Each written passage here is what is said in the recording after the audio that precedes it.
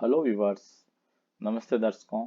अगर आप दिल्ली यूनिवर्सिटी में इस वर्ष प्रवेश लेना चाहते हैं तो CUET में कौन कौन से सब्जेक्ट्स आपको ऑफर करने पड़ेंगे, कौन कौन से पेपर्स आपको देने पड़ेंगे, इसकी कंप्लीट इन्फॉर्मेशन के लिए इस वीडियो को आप लास्ट तक देखें। और मेरे चैनल पर नए हैं तो इसको शेयर, सब्सक्राइब और लाइक जरूर करें और कमेंट्स भी करें। दिल्ली यूनिवर्सिटी ये ऑफिशियल इसकी वेबसाइट है, इसका लिंक मैंने डिस्क्रिप्शन बॉक्स में दे रखा है। आप इसको सर्च भी कर सकते हैं गूगल। यहाँ एडमिशन 2022-23 लिखा हुआ, इसमें नीचे ये पोर्शन है, यहाँ पर आप क्लिक करें या जहाँ भी ये इसकी साइट है इसको आप देखें। साइट में जैसे ही क्लिक करेंगे ये आएगा एडमिशन 2022-23। क्लियर। अब इसमें यूजी एडमिशंस, पीजी और पीएचडी। तो अपन यूजी की बात करते हैं, अंडर ग्रेजुएट एडमिशन के लिए। अंडर ग्रेजुएट एडमिशंस, ये वाइस चांसलर साहब का मैसेज है, आप इसको सुन सकते हैं। इसमें यूजी एडमिशंस में ये आपके पास गिवन है एलिजिबिलिटी एंड सीट मैट्रिक्स, आप ये देख सकते हैं। सीयूईटी का कॉमन स्ट्रक्चर क्या होगा, इंपॉर्टेंट पॉइंट, गाइडलाइन और रिजर्वेशन पॉलिसी जो भी हैं ये आप सारे के सारे इसको देख सकते हैं। फॉर्म भरने से पहले इनको जरूर देखें। अब मैं बात करता हूँ एलिजिबिलिटी के लिए। सबसे पहले कॉमन मिनिमम एलिजिबिलिटी। ठीक, कॉमन मिनिमम एलिजिबिलिटी क्या है? must have passed the class 12th or its equivalent examination from a single recognized board। ध्यान रखिए सिंगल रिकॉग्नाइज्ड बोर्ड लिखा हुआ है, तो आप 12th क्लास पास होना चाहिए। ये तो आपकी मिनिमम एलिजिबिलिटी है। फिर प्रोग्राम स्पेसिफिक एलिजिबिलिटीज में देखिए आपको एक लिस्ट है, और language of section 1 and section B. Delhi university में एडमिशन के लिए वन लैंग्वेज सारे प्रोग्राम में ऑलमोस्ट कंपलसरी है, तो आपको किसी न किसी एक लैंग्वेज में अपियर होना जरूरी है। 1A और 1B की जितनी भी लैंग्वेज है इनकी लिस्ट दी हुई है। फिर लिस्ट बी आपके पास है, इसमें देखिए B1 और B2 दो कैटेगरी में डिवाइड किया गया है, B1 और B2। तो B1 में ये 18 सब्जेक्ट दे रखे हैं, इसमें सारे इंपॉर्टेंट सब्जेक्ट है, physics, political science, psychology, Sanskrit, sociology, biology, anthropology जो भी है। और लिस्ट B2 में ये सब्जेक्ट है, इनमें से आपको अपना अकॉर्डिंग टू चॉइस के अकॉर्डिंग चूज करना प्रोग्राम है। अभी दिल्ली यूनिवर्सिटी में इन प्रोग्राम में एडमिशन होगा। BA जिसे कह सकते हैं, bachelor of science BSc, bachelor of commerce commerce, और ये MBA, bachelor of education, bachelor of vocational music, इन सारे प्रोग्राम पर एडमिशन होगा। BA पास कोर्स भी है और BA ऑनर्स कोर्स भी है। इसी तरह से BSc पास कोर्स और BSc ऑनर्स कोर्स दोनों में एडमिशन है। बीकॉम पास और ऑनर्स इन दोनों में एडमिशन आप ले सकते हैं। अब इनके इंपॉर्टेंट पॉइंट्स देखिए, जनरल पॉइंट सारे कोर्स के लिए। सबसे पहले ये CUET है, ये सारे अंडरग्रेजुएट एडमिशन के लिए एडमिशन इसी से होंगे, ये ध्यान रखिए। इस बार दिल्ली यूनिवर्सिटी में जो एडमिशन है इस एग्जाम CUET 2022 से होंगे।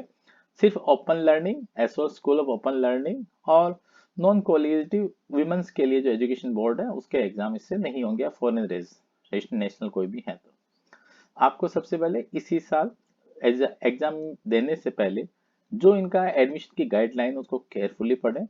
और सबसे इंपॉर्टेंट पॉइंट इसका यह है, candidate must appear in CUET in only दो subject in which has passed class 12। देखिए ये इन्होंने क्लियर कर दिया कि उसी एग्जाम में CUET में वही सब्जेक्ट ऑप्शनल वो लेगा जो ऑप्शनल में उसने 12th क्लास पढ़ी है, दूसरे ऑप्शनल वो नहीं ले सकता है।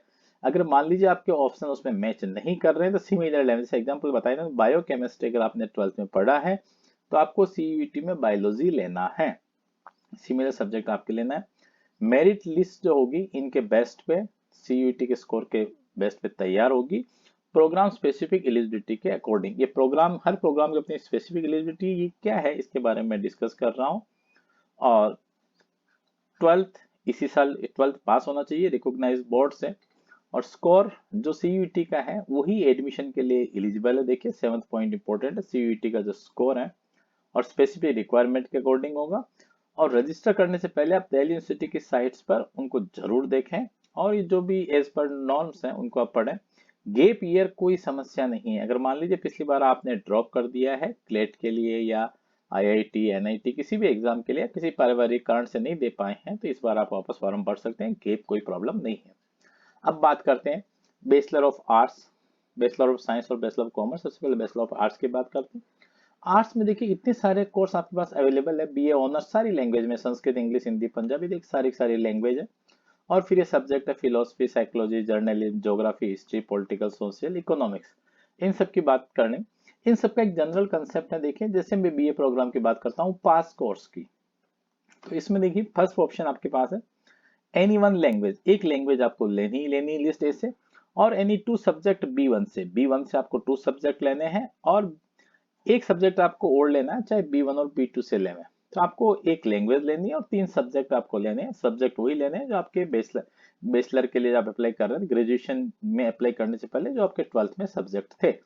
दूसरा कॉम्बिनेशन है एक लैंग्वेज आपके पास हो और एक कोई भी सब्जेक्ट आप ले सकते हो और जनरल टेस्ट का सब्जेक्ट आप ले सकते हो। देखो इसमें आपके पास सब्जेक्ट की जगह चॉइस खत्म कर दी, अगर सब्जेक्ट आप ज्यादा नहीं ले पाते हैं, अगर आपका जनरल वाला पोर्शन अच्छा है तो आप जनरल सेक्शन 3rd को चूज करें। देखिए तो इसमें आपके पास क्या हो गया, लैंग्वेज, एक सब्जेक्ट आपके पास और एक जीएस जनरल सेक्शन है। अगर आपका जनरल सेक्शन अच्छा है तो इसको चूज कर सकते हैं, ये बीए पास कोर्स के लिए। अब अगर पर्टिकुलर किसी लैंग्वेज की बात, जैसे मैंने इटालियन का एग्जांपल लिया, सब लैंग्वेज में यही सेम है। इसमें देखिए क्या है, लैंग्वेज, तो अब ये इटालियन ले सकते हैं आप उस लिस्ट से, और एनी 2 सब्जेक्ट फ्रॉम B1 और 1 सब्जेक्ट फ्रॉम B1 और लिस्ट B2, मतलब इन दोनों से मिला के आपको 3 सब्जेक्ट लेने हैं, एक लैंग्वेज आप इटालियन ले सकते हैं। जरूरी नहीं है आपने इटालियन अगर पहले नहीं पढ़ी हुई हो तो any one language from list ए से कोई भी एक लैंग्वेज ले लें, और B1 से और B2 से आपको 3 सब्जेक्ट आपको चूज करना है। तो ये हर सब्जेक्ट के लिए इटालियन या पर्शियन जो भी लैंग्वेज है सबका एक सेम पैटर्न है। ये इसकी कहाँ ये देखिए सीट्स हैं, सीट मैट्रिक्स भी आप देख सकते हो, ये department of German Roman studies में ये देखिए आपके पास। अब अगर मैं बीए ऑनर्स ज्योग्राफी की बात करता हूँ, ज्योग्राफी हिस्ट्री सब में सेम पैटर्न रहेगा। तो देखिए इसमें पहला है एनी वन लैंग्वेज, एक लैंग्वेज देखिए कंपलसरी है। ऑन ह्यूमैनिटीज का कोई सा भी कोर्स लीजिए, बीए में लैंग्वेज कंपलसरी है। Any 2 subject from list B1 और any 1 subject from either list B1 और B2, मतलब B1 और B2 से आपको 3 सब्जेक्ट लेने हैं। ये देखिए आपको ऑनर्स अगर कोर्स करना है, तो पास कोर्स करना है तो यहाँ आपके पास एक ऑप्शन है जनरल स्टडीज, आप चूज कर सकते हैं। ये देखिए ज्योग्राफी में कहाँ सीटें अवेलेबल है, ये सारी चाहे लिस्ट अवेलेबल है, वेबसाइट आप इसको चेक कर सकते हैं। अगेन अगर मैं इकोनॉमिक्स की बात करता हूँ, बीए ऑनर्स की बात कर रहा हूँ, पास कोर्स नहीं ऑनर्स, तो ऑनर्स में देखिए इसमें एनी वन लैंग्वेज, एक लैंग्वेज आपके पास कंपलसरी है, प्लस इसमें देखो मैथ्स कंपलसरी, ध्यान रखिए अगर आप ऑनर्स इकोनॉमिक्स से करना चाहते हो, और एनी 2 सब्जेक्ट्स, B1 से आपको 2 सब्जेक्ट, तो 3 जो आपके पास सब्जेक्ट है उसमें एक आपके पास क्या हो गया, मैथ्स का क्या हो गया, देखिए कंपल्सन है, मैथ्स आपका होना चाहिए। लिस्ट ऑफ कॉलेज है जहां जहां अवेलेबल है। अब बैचलर ऑफ साइंस की बात करें, जैसे अपन बीएससी कहते हैं, ये ऑनर्स कोर्स, किसी भी कोर्स की बात करें आप, हर जिस कोर्स में आप अप्लाई कर रहे हो उस कोर्स को आपको वेबसाइट से देखें अच्छी तरह से। कुछ कोर्स के बारे में डिस्कस करता हूँ, जैसे बोटनी है। बोटनी में आपके पास क्या है, देखिए बोटनी जूलॉजी कोर्स है, इनमें फिजिक्स केमिस्ट्री कंपलसरी है, और एक सब्जेक्ट आप कोई सा भी ले सकते हैं, बायोलॉजी, बायोलॉजी स्टडी, बायोटेक्नोलॉजी और बायोकेमिस्ट्री, ये देखिए ये आपके पास है। और आपके पास मिनिमम 30% स्कोर क्या होना चाहिए, किसी भी एक लैंग्वेज में होना चाहिए, मतलब लैंग्वेज आपको लेना कंपलसरी। अगेन केमिस्ट्री की बात करें, देखिए 30% score in any one language, language में आपको पास होना जरूरी। इट मीन्स डीयू में अगर आपको एडमिशन लेना है तो लैंग्वेज एग्जाम देना कंपलसरी है। फिर देखिए यहाँ क्या होगा, फिजिक्स केमिस्ट्री और मैथमेटिक्स है। देखिए केमिस्ट्री में लेना चाहते हैं, फिजिक्स केमिस्ट्री मैथमेटिक्स। अगेन मैं पास कोर्स ऑनर्स फिजिक्स की बात करता हूँ, तो फिजिक्स में देखिए same criteria, physics chemistry maths, इनसे आप बीएससी ऑनर्स फिजिक्स में भी कर सकते हैं और मैथ्स केमिस्ट्री में भी कर सकते हैं, सेम कॉम्बिनेशन है।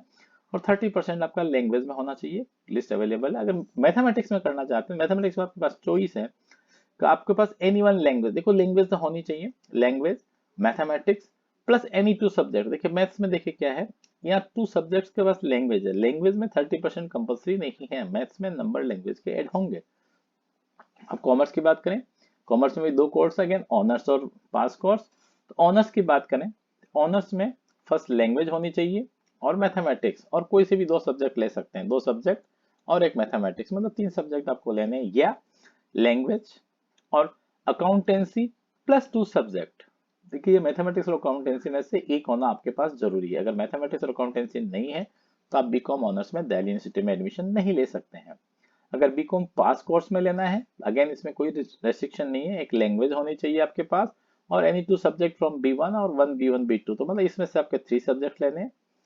अगेन या any one language from list a और any one subject from B1 और B2 और जनरल स्टडीज। देखिए जनरल टेस्ट, अगर आपको पास कोर्स में एडमिशन लेना है तो आप जनरल टेस्ट और एक सब्जेक्ट ले सकते हैं लैंग्वेज के साथ में, ये आपका चॉइस है। और नहीं तो आप 2 सब्जेक्ट या 3 सब्जेक्ट और एक लैंग्वेज ले सकते हैं, ये आपके पास कंडीशन है बीकॉम के लिए। तो ये आपके पास देखिए दिल्ली यूनिवर्सिटी की सारी इन्फॉर्मेशन बताइए, और जो पर्टिकुलर स्पेसिफिक कोर्स है लेना है उसके बारे उस में आप पता यूनिवर्सिटी कर का सकते हैं। प्रोसेस थैंक यू वेरी देखें। मच।